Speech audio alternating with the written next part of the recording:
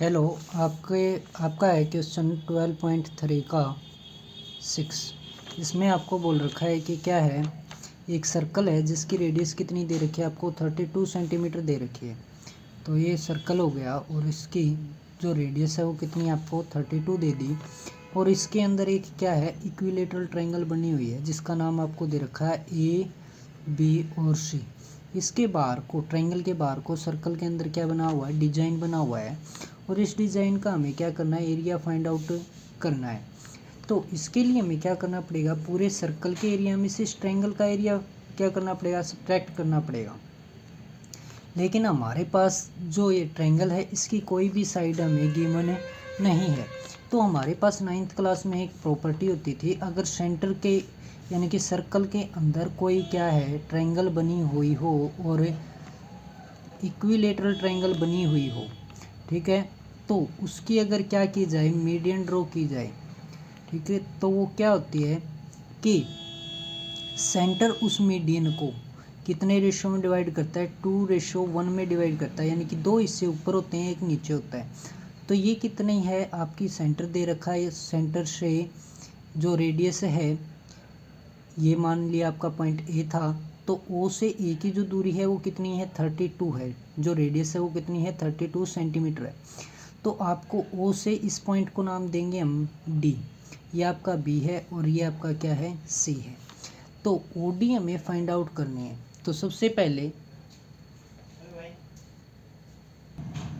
तो आपको लिखना है क्या, सेंट्रोइड्स, यानी कि ओ जो है आपका डिवाइड करेगा किसको, मीडियन को, जो आपकी क्या है ए डी है, इंटू 2:1। देयरफॉर इस प्रकार से क्या, ए ओ और ओ डी, यानी कि ए ओ ये हो गया आपका और ओ डी आपका ये हो गया, रेशो कितना होगा, 2:1 होगा।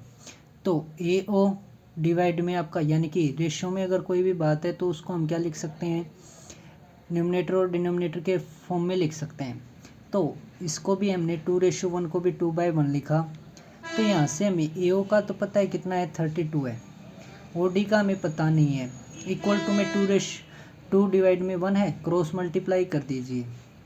ओ डी की जो वैल्यू है वो कितनी आ जाएगी, 16 सेंटीमीटर। अब आप ए डी की वैल्यू फाइंड आउट करोगे तो ए ओ 32 था, ये आपका 16 था, टोटल हो गया कितना, ए डी 48।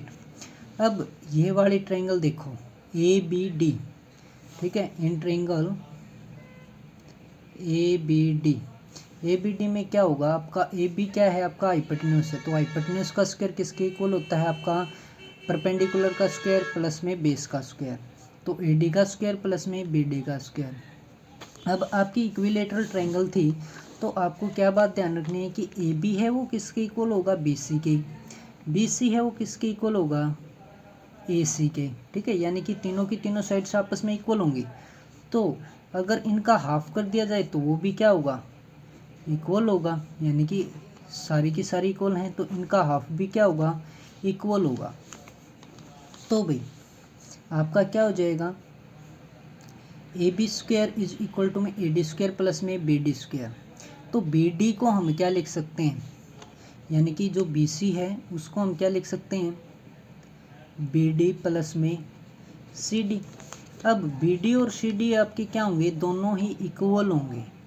बी डी और सी डी क्या होंगे, इक्वल होंगे। क्यों होंगे, क्योंकि आपने क्या ड्रॉ की थी, मीडियन ड्रॉ की थी। तो मीडियन ड्रॉ की थी तो मिड पॉइंट बन जाएगा कौन सा, डी। डी मिड पॉइंट है तो ये दोनों आपकी क्या हो जाएंगी, बी डी और सी डी एक दूसरे के इक्वल। तो बी सी को हम क्या लिख सकते हैं, B C is equal to में 2BD। क्यों, इस सी डी की जगह भी क्या पुट कर सकते हैं, हम बी डी पुट कर सकते हैं। तो 2 टाइम्स बन गया।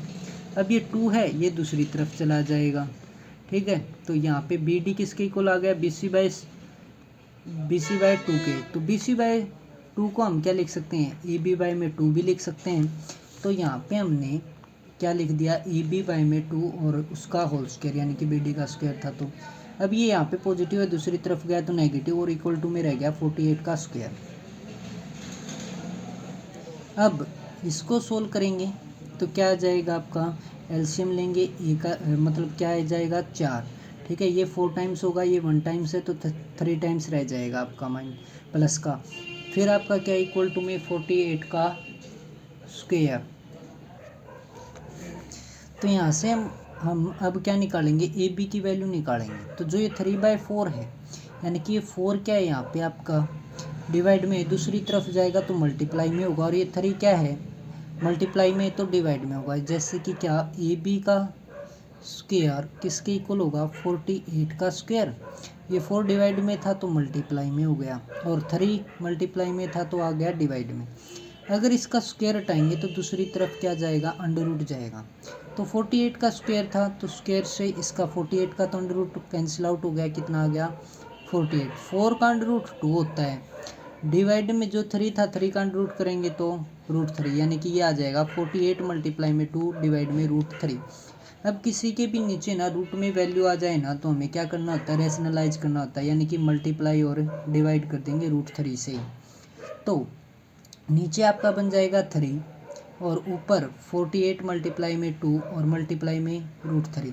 तो इसको सोल्व करेंगे तो क्या आएगा, 48 मल्टीप्लाई में 2 मल्टीप्लाई √3 की, और √3 की मल्टीप्लाई 3 से इसको 48 को कैंसिल आउट किया, कितना आया 16 की, और 2 की मल्टीप्लाई होगी 32 और √3।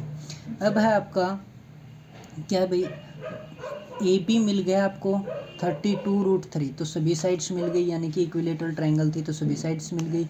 लेंथ मिल गई आपको साइड की कितनी, 32√3। तो area of equilateral triangle A B C, तो ए बी सी आपकी इक्विलेटरल ट्रायंगल है, तो उसका फॉर्मूला जो होता है इक्विलेटरल ट्रायंगल का वो होता है √3/4 और साइड का स्क्वायर, ठीक है, साइड का स्क्वायर। तो √3/4 मल्टीप्लाई में साइड आई आपकी कितनी, 32√3 और उसका स्क्वायर।